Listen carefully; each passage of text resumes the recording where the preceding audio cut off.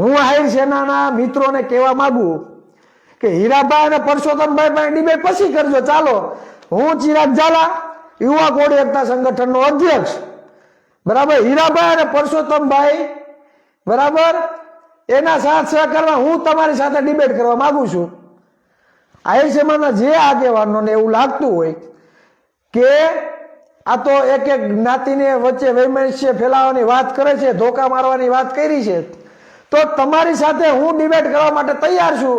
તમે કયો એ news channel અને તમે કયો એટલા વ્યક્તિ સાથે, હું એકલો જ બેસીશ. હું ડિબેટમાં એકલો જ બેસી, બરાબર, મારી સામે 5 બેસાડવા હોય, 10 બેસાડવા હોય, તમારે જેને પણ નિષ્ણાંતોને લઈ આવ્યા હોય, છૂટ, બરાબર. હું તમારી સામે ડિબેટમાં બેસવા માટે તમે કયો ત્યારે તમારી સામે ડિબેટમાં બેસવા માટે તૈયાર છું. પણ વાત મૂળભૂત સમસ્યાઓની હોવી જોઈએ, મૂળભૂત અધિકારોની હોવી જોઈએ.